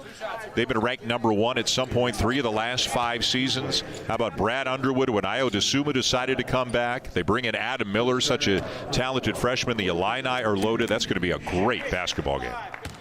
A fantastic matchup between two excellent teams that are very different. Although Illinois plays outstanding defense, Baylor has, I think, the best defensive backcourt in college basketball. Well, how about, Dan, that last play that Gonzaga ran? Little backdoor against the overplay, and Oscar Tshiebwe just got caught. Wasn't sure whether to take a charge, block the shot, and wound up fouling as a result. Off the hands of Nembhard, out of bounds. Good pressure by Gonzaga, but it's still West Virginia ball. Tshiebwe is on the bench right now for the Mountaineers because he's got 4 fouls. This is the second, maybe third time already this year that Tshiebwe has had foul trouble, has not been able to play a lot of minutes. The good news for West Virginia is they've got Gabe Asaboyan, who can come in and fill that role reasonably well, do a lot of things for him. Yeah, he's just not the offensive rebounder, so getting second shots and having that presence down low is a little more difficult. Looks like they got Ballo with the foul on Culver, trying to be physical just to keep him from getting to a spot. And you can see how Mark Few felt about that call. Yeah, one of the things without fans is you get to hear the whistles, and yes, there's been a lot of them. Mark Few has led the Zags to the NCAA tournament every single year that he has been the head coach there. 601 wins, 124 losses, a winning percentage of almost 83% in his career at Gonzaga. Made it to the national championship game a few years back in 2017, and certainly has the talent to make a run very, very deep into the NCAA tournament this year. And no coach in the history of the game that has amassed 600 wins has caught as many fish as Mark Few has caught. Boy, no, that's some research. I did a lot of prep for this game. I didn't see that anywhere. Does he love fishing almost as much as he loves basketball? Loves fishing, the outdoors. He's quite an outdoorsman. And did they get Watson for the stutter step there after a great feed from Nembhard? So no bucket, and Mark Few not too happy with that. A missed opportunity there for the Zags. You know, that's one of the things about Mark Few is he's been a believer at Gonzaga from the very beginning. A lot of people, myself included, had talked to him about, hey, you know, you might want to think about taking this job or that job. And he's like, no, I'm not interested. He says, but you could win one somewhere else. He goes, I think we can win one here. He's believed that from the very beginning. He's got great balance in Spokane, and he takes advantage of where he lives, his great family, great community, and he's not going to mess with being happy. And as you well know, his philosophy is he'll play anybody, anywhere, anytime. In this or any other season, they've already played Kansas and Auburn. They're going to play Baylor on the weekend. They've got a game coming up against Iowa, because the West Coast Conference, although it's a good conference and probably a better one now than it was this year than it was last year, they're just not going to get a Big 10, Big 12, ACC level of competition once they get into conference play. So he goes nuts in November, December. Yeah, and it's fun. Like, he plays a style that he wants to watch, and he plays a style that he would have liked to have played, you know, when he was a young player. But, you know, he went to the University of Oregon. A lot of people thought, well, maybe someday he'll take the Oregon job or UCLA or all these other places. And he's been offered a number of different jobs, and I think he would be a great NBA coach. But he's not interested in moving. He's really enjoyed his time at Gonzaga, and why not? I mean, with the amazing success they've had there. Well, as you said, not messing with happy. That's one of the best life philosophies a guy can have, and he's certainly got that down to a science. And he recruits great guys. Yeah. Like, they're not just great players, but they're great guys. Nearing the midway point of the second half in game one of the Jimmy V Men's Classic, presented by Corona, and it has been tight throughout. West Virginia currently leading by 1. Boy, this Gonzaga defense just packed in. Sherman rises up for a jumper, not there. Offensive rebound. Asaboyan in a fresh possession now. McBride from 16, a little bit strong. Until West Virginia can prove it over the top, it's going to be tough to score. Boy, does Kispert do that well. We have seen already this young season crossovers, and he's just got a knack for getting around that one defender on his way to the goal. Well, as you mentioned, he's got that Euro step. He's got a step back, a shot fake. He can shoot it. There's nothing he can't do as a guard on the basketball floor. Loose ball to McNeil. Had a wide open look at a three. Couldn't knock it down. And it'll be Asaboyan called for the foul. And I think that's number 4 on him. And that wasn't a good foul. Just it was dead over the top. And just a terrific move to get past McBride, get to that right hand and finish. You know, Kispert can finish above the rim. But as his game has developed, I'm telling you, the development of that hair, there was no way he needed a headband his first 2 years at Gonzaga. It's something in the program there. They do hair as well as anybody, except for Rivio. Derek Rivio, he didn't do the hair. No, he had our hair. Yeah, he couldn't do it. Holly's got more. Well, guys, I actually followed up with Corey Kispert on why the headband this year, and he blames the coronavirus. He said, you know, early on in the quarantine, all the barbershops were closed. His hair got long, and then he kind of liked how it looked long. He said, but then I'd go work out, and it would fall in my eyes, so he's going with the headband. My only true disappointment is that Drew Timmy's been rocking one his first 2 games. They were going to be the headband of brothers in my book, but Timmy didn't wear it tonight. I'm wondering, you know, if he didn't play as good tonight as he did in the first 2, maybe he'll bring the headband back. Are you taunting us? Are you taunting us with that story, that the hair in the eyes thing? My eyes are starting to water. I'm sorry, but Drew Timmy said, you know, Kispert wasn't the first one to wear a headband. I rocked one back in the 6th grade. He said, when I saw that Kispert was going to wear one, I was like, man, I got to pull out mine. So I just want Drew to wear it next game. That's all I'm lobbying for. I think they look better when they're the headband brothers. Here's what I really want to know. Jay, back in your youth days, high school, AAU, maybe even at Duke, although I don't think it would happen at Duke, did you ever play in a basketball game wearing a headband? No. Those are the good old days when I had the choice of wearing one, and I wouldn't look like Slick Watts. I had magnificent hair. Yes, I've heard that. I would have put Timmy, Kispert, all these guys to shame. Isaiah Cottrell at the line for West Virginia, a freshman from Las Vegas who went to Huntington Prep in West Virginia last year. And with Shibwe and Asaboyan both on the bench with 4 fouls, these are big minutes right now for the freshman. And Bob Huggins is very high on him. You know, one thing that didn't happen this year as Timmy backs his man down, Jay, no exhibition games this year because of the virus. So a lot of these freshmen, their first real opportunity to play was in some big-time games at the beginning of the season. Yeah, a lot of difficulties, but the last couple times down, watch Culver here reaching at the very end. He reaches in instead of just making Timmy finish over the top. He's picked up 2 fouls doing the exact same thing. One with his left hand on that last possession, the other with his right hand. He's shaking his head as if he didn't foul, but both of those he fouled just by reaching at the last second instead of keeping your hands up. And you've got position. Make the offensive player finish over the top. Well, the news keeps getting worse for the Mountaineers because he's got 4. So Bob Huggins right now, you can see Shibwe getting set to check back in. It looks like Coach Huggins will try to rotate his big guys in and out of the game and try to keep them from getting that 5th foul. Just try to use up everything that he's got. McCabe, no. Good rebound by Culver, and it's out of bounds still to the Mountaineers. Bob Huggins thought that Culver got fouled there and did his best to jump there. It almost looked like he was really trying to jump. If you wanted to see an injury, that could have been one in a heartbeat.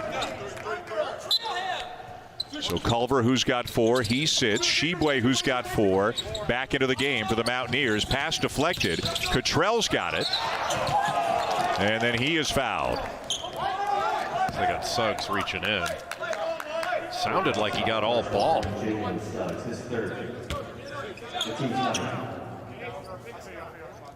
And so far, so good for Suggs since he has returned to the game. He's been in there several minutes. Hasn't had a huge impact on the game since he's come back, but he's moving around okay and obviously feeling good enough to play.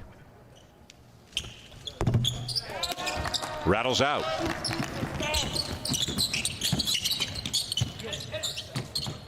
You're wondering now, where is West Virginia's scoring going to come from?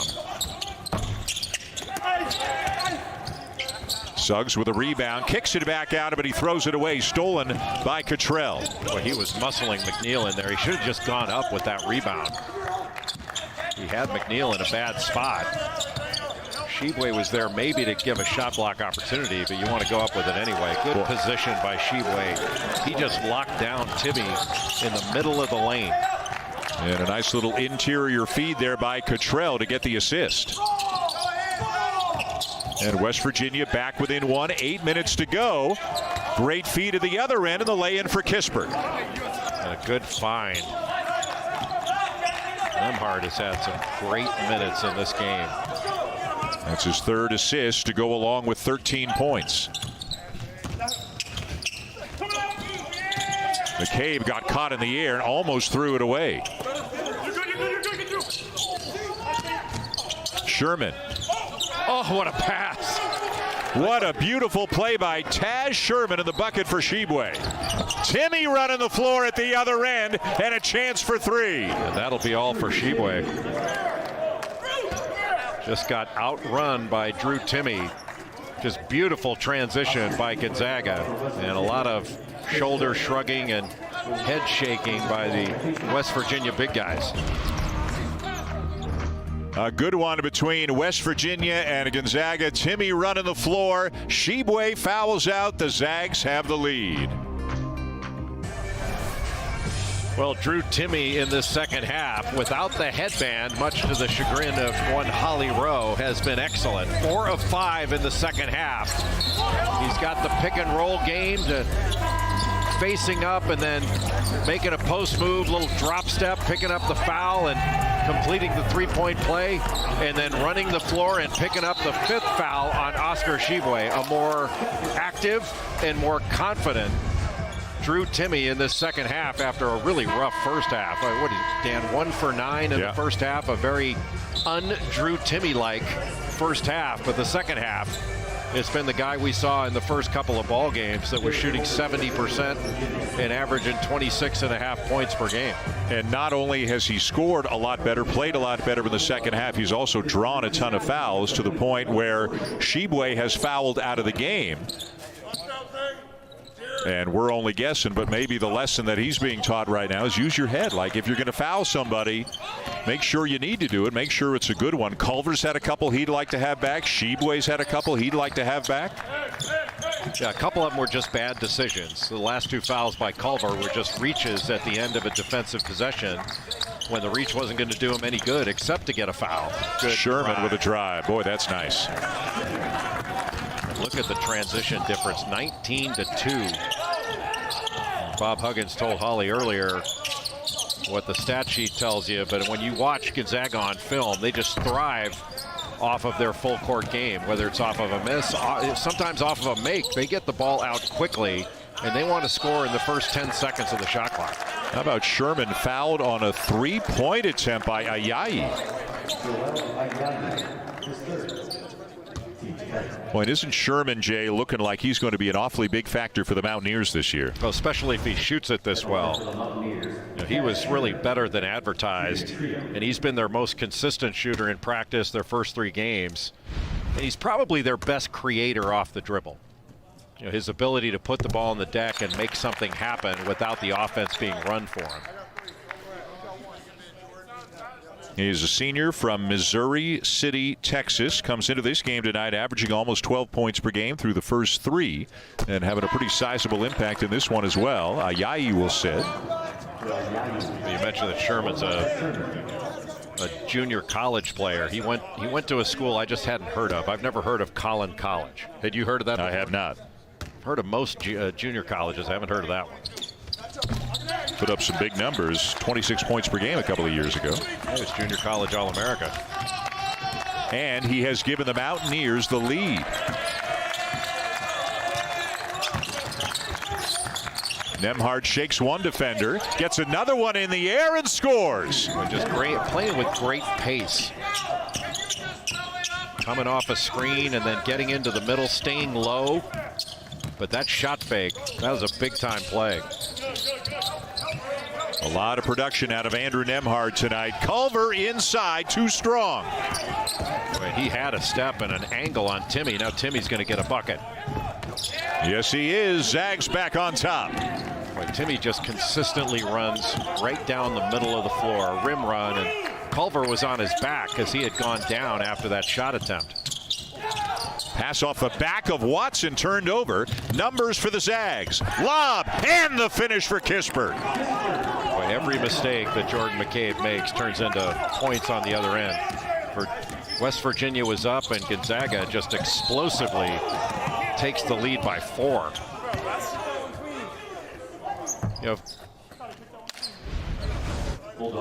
Andrew Nembhard just turning down the ball screen and then just snaking through the defense, getting by Cottrell, and then a terrific pass by Watson to Timmy running the floor. Boy, Nembhard's been terrific. And talking about Kispert and his explosive leaping ability as a 6'4" guard. And the Zags back out to a 4-point lead. At the line now for West Virginia, junior Jordan McCabe. Again, Illinois and Baylor still to come in the second game tonight. It'll be a little bit longer of a gap between games than it normally is in this kind of a doubleheader. There is a lot of sanitizing that has to be done to keep everybody as safe as possible. So we're estimating 45 minutes to an hour before the second game starts. And it is one you won't want to miss. Baylor and Illinois, number 2 and number 5 in a big-time matchup. I don't know about you. Ayo Dosunmu, to me, is one of the most compelling players to watch in college basketball. All the different things that he can do, all the different ways he can beat you. Well, especially in transition. He's such a great end-of-game, end-of-clock shot maker. You know, that play he made at the end of the game against Ohio U, it's Jeff Bowles' team, former Ohio State assistant. Ohio U had a great opportunity to win that game. Yep. Culver, a little high-low as he gets it inside. Cottrell with a turnaround jumper. Nicely done by the freshman. All he needs is experience. 6'10", three-point range, can bounce it, passes it pretty well. And in there because some of the more experienced bigs have some foul trouble, or in the case of Shibwe, have fouled out. Timmy around his man, can't finish. Oh, and Culver let the rebound get away, and Ayayi is there to clean it up. Hardly ever see that. Culver goes after the ball with 2 hands. And just couldn't corral it. How about Ayayi now with 19, and now an offensive foul against Sherman, who can't believe it. That's a terrible call. There is no way that Timmy was there. Bob Huggins knows it, but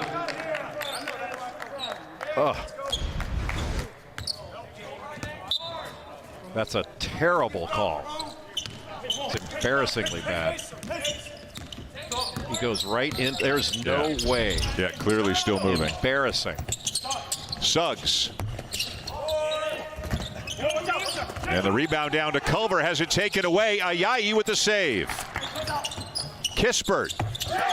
And give Ayayi a lot of credit for making that play. That's what he does. He makes the play that you need at the time. He's just always around the ball. We said before, the ball finds the most active players. And Cottrell with a quick three. Culver off the glass and good. Boy, he finds a way to get back to that left hand, doesn't he? He's just tough. He may be a little unorthodox on the offensive end, but he never stops playing. And he's been playing for a while with 4 fouls. Yep. Kispert shakes Cottrell. A little bit short. Had a good look at it. Couldn't finish. Culver down with a rebound. It's a big possession here. West Virginia needs to get some points on the board.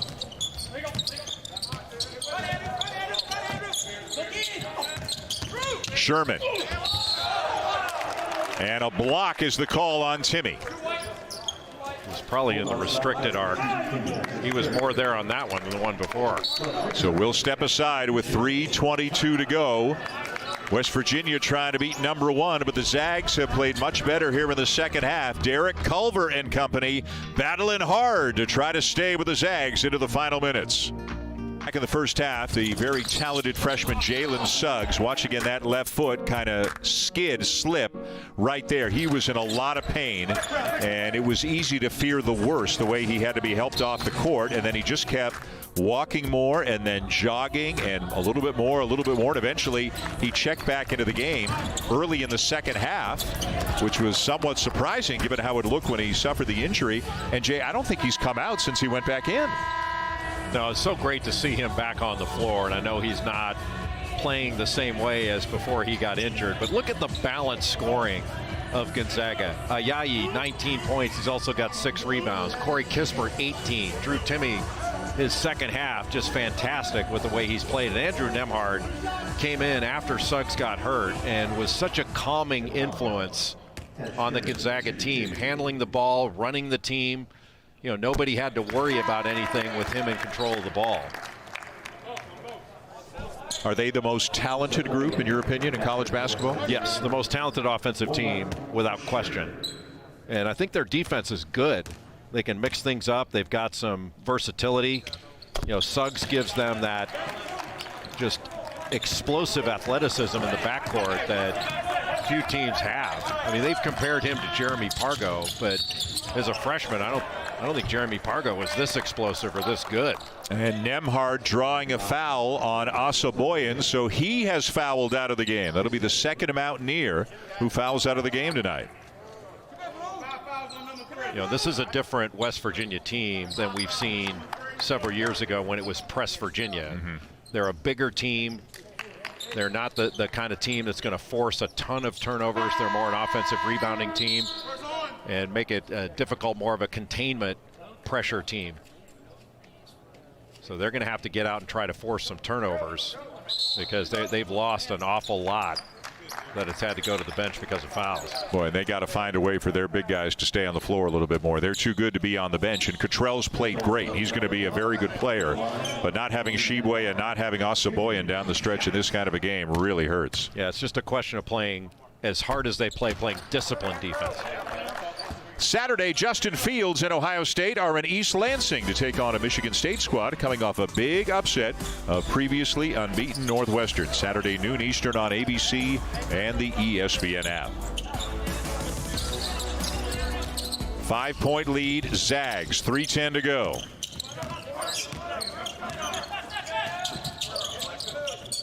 Just that little pressure took so much time off the clock. Now there's 15 seconds to go on the shot clock when West Virginia finally gets into some offense. Little slice cut, And a quick post. Culver double teamed. Cottrell at the elbow. Got to take the shot, and he knocks it down. And Bob Huggins was very upset on that double team that they didn't get a foul call. Pat Adams talking to him about it. He had a good point there, but oftentimes stepped out of bounds there. But yep. Oftentimes the officials aren't interested in listening. They have no choice without fans. So you don't see Bob Huggins hop out of his stool late night as often as you do during a game. You know, and Bob Huggins can get his point across without raising his voice. So I would imagine when he raises his voice, he really gets his point across. Well, what's funny is he, Frank Martin, you know, they come across sometimes as being gruff and tough guys, and they are. I mean, they're tough guys, but they're really kind of teddy bears. Yeah. Bob's got a lot of teddy bear in him. Yeah, well, he's the Huggy Bear. How about Nembhard and the night that he is having right now for the Zags?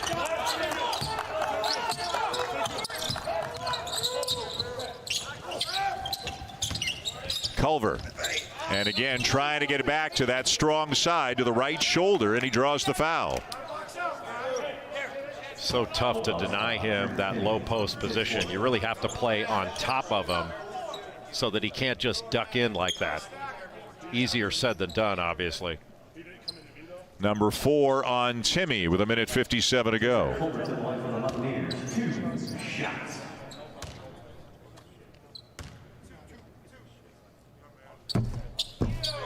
Boy, and every miss so costly right now for West Virginia.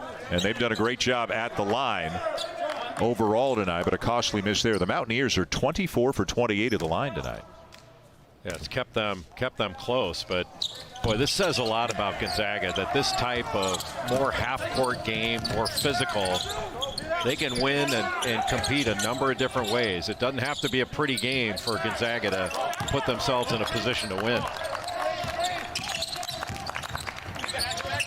What a pass. Wow. Nembhard into Timmy. Magnificent. He has been outstanding. Yep. And again, had to step up huge after the injury to Suggs, and just has kept on playing great here throughout the second half. I think the Gonzaga coaching staff was happy when that waiver went through. And again, just 2 days before the start of the season. Now Culver dribbles it off his leg, and it's starting to get away from the Mountaineers here in the last couple of minutes. Smart decision by Suggs to pull that out.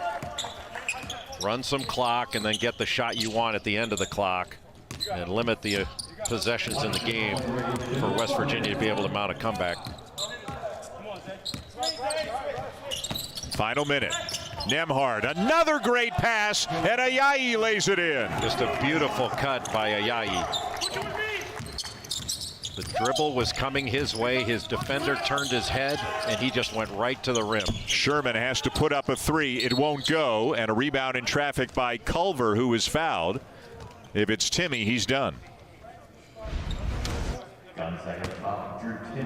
This is just a fantastic pass. 2 playing 1. McNeil needed to be in the middle of the lane. I think he was worried about a skip pass. And then Sherman turned his head, guarding Ayayi in the corner, and he knew it. As soon as he saw that pass go, he knew that he was out of position, and it was going to be a layup. Timmy sits down with 40 seconds to go. Had a great second half. This is a tough, hard-fought win for Gonzaga in a game that is difficult to play with this kind of physicality against a team that can really rebound and turn it into a half-court game.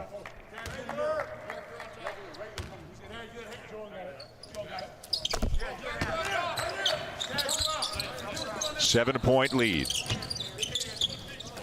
When they got a lot of ball handlers out on the floor right now for the Zags. And they'll use as much of the clock as they can on this possession, or maybe not. Suggs with a miss, and down with the rebound, Cottrell. Ahead to Culver, who lays it in and makes it a 5-point game. And he got fouled, too. It just didn't get called. And a walk. Boy, that was a foul. It should have been called. And a timeout with 18.4 seconds to go. West Virginia got it from 9 down to 5, but if Gonzaga goes on to win this game, the player of the game, Jay, might be Andrew Nembhard. After the injury that forced Jalen Suggs out of the ball game for a period of time, Andrew Nembhard came into the game and really calmed this Gonzaga team down. He has been absolutely spectacular. 19 points, 8 of 14 from the field. He's rebounded.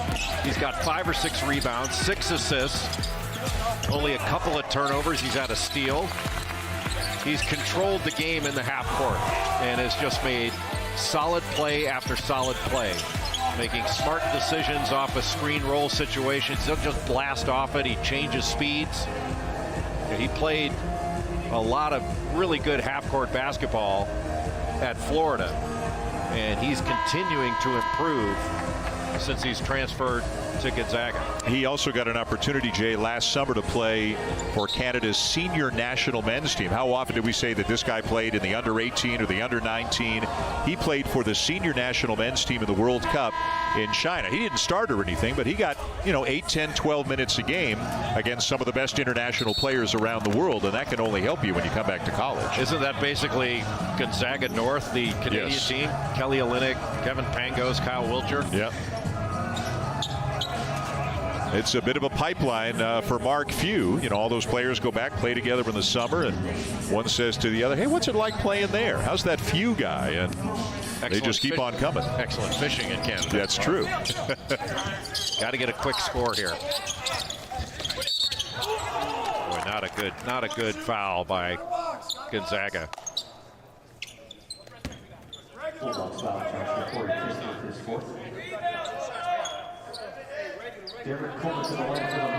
And so West Virginia down by 5, 18 seconds to go with a chance to narrow the gap a little bit more without time coming off the clock. But boy, there have been some big misses. Culver has played very hard in this game, but he has struggled at the free throw line. Yeah, he's missed 3 in a row now. And overall, West Virginia shot it really well. But you make both of these and you have a 1-possession game. 4-point game, 18 to go, more pressure. And they'll put Kispert on the line. Kispert, an excellent free throw shooter. There's not much he's not excellent at. Or should I have said at which he's not excellent? Should I have said there's not much at which he's not excellent? That's okay. That's not a flagrant. That's that'll be like a flop warning. We'll give you a warning on that. That's a mistake up with which you will not put. Jimmy V Men's Classic presented by Corona. Go to v.org/donate to find out more about how you can help fund cancer research in support of the V Foundation. This is V Week here on ESPN. West Virginia needs to get to the rim here. And if you come off a shooter, then kick it out, but you got to get to the rim. McBride is trying, and it's swatted away by Suggs. How about that, with the injury and all, getting up off the ground for the rejection. An element that not many teams have. Your point guard has the explosiveness to go up and block a shot above the rim. Tough one, but they got to get a shot up. Missed by McNeil, and that should just about do it. The Mountaineers will let the clock run out. They fight hard. They do a lot of good things, but in the end, it's Gonzaga that wins the game as two good friends embrace on the court in the aftermath of this game. The Zags beat the Mountaineers 87-82. Don't forget, we've still got Illinois and Baylor coming up here in the second game of the Jimmy V Classic. Let's send it back to the studio now, along with LaFonso Ellis and Seth Greenberg. Here's Reese Davis.